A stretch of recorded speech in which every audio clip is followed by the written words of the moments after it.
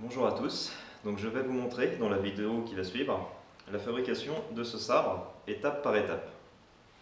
Alors tout d'abord c'est un sabre inspiré de celui de Thranduil, du seigneur elfe Thranduil dans la saga du Hobbit.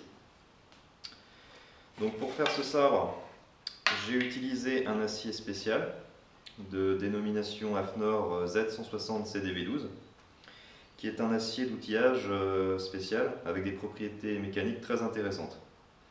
C'est un acier qui dans l'industrie est utilisé pour fabriquer des poinçons ou des cisailles. C'est un acier qui sert à découper d'autres aciers. Donc un acier vraiment très dur et à la fois assez souple. L'une des propriétés les plus intéressantes de cet acier est qu'il est semi-inoxydable et qu'il n'a pas besoin d'être forgé. En fait, forger cet acier ne va pas augmenter ses propriétés mécaniques, ce qui permet de le faire en fait entièrement par enlèvement de matière. Donc voici comment j'ai procédé pour faire la lame.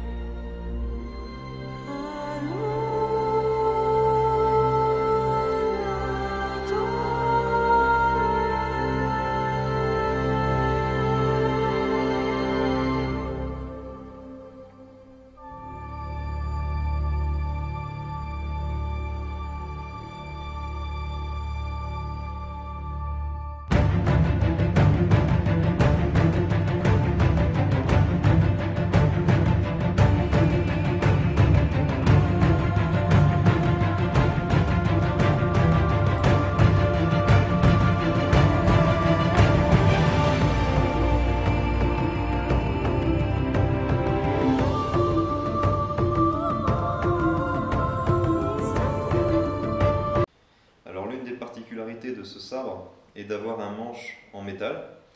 C'est de l'aluminium que j'ai fondu directement sur la soie de la lame. Alors pour réaliser cette forme, j'ai utilisé un matériau de moulage, c'était un bloc de Syporex. C'est des blocs de béton cellulaire que l'on trouve à acheter dans tous les magasins de bricolage, qui est assez facile à travailler avec un ciseau à bois. Une fois cette forme sculptée dans le bloc, j'y ai inséré la lame et coulé de l'aluminium. Alors c'est de l'aluminium de récupération que j'ai trouvé chez un ferrailleur et que j'ai fait fondre dans un creuset qui est en fait une bouteille d'oxygène coupée en deux. Voici comment j'ai procédé.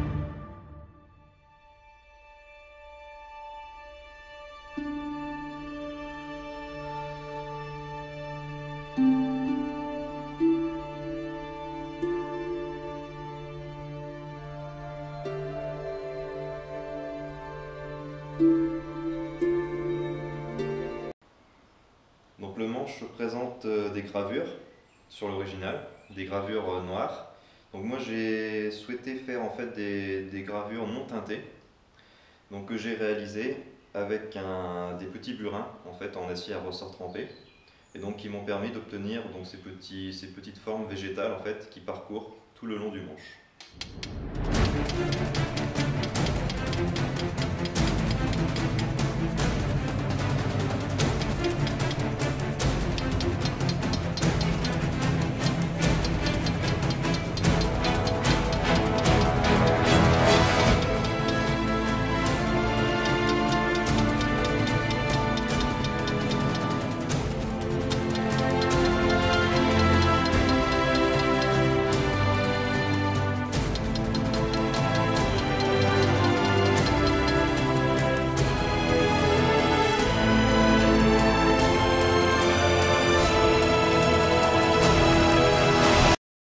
Donc le sabre de Trandeville possédait aussi des gravures qui parcouraient toute la lame, en fait de la garde pratiquement jusqu'à la pointe. Donc des gravures qui représentent un motif végétal, donc que j'ai réalisé avec une petite fraise diamantée. Donc, je ne sais pas si on les voit bien apparaître comme ceci avec les reflets de la lumière.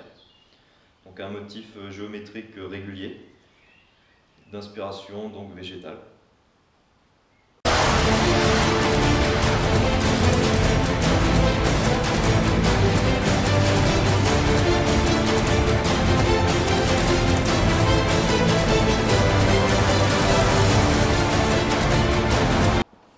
J'ai réalisé le fourreau de ce sabre avec deux planches de sapin, tout simplement, de bois de menuiserie basique. Donc deux morceaux que j'ai donc taillés et vidés pour créer en fait le logement de la lame. Et ces deux morceaux, je les ai ensuite collés et poncés jusqu'à obtenir une finition adéquate. J'ai également donc façonné les deux boutreaux.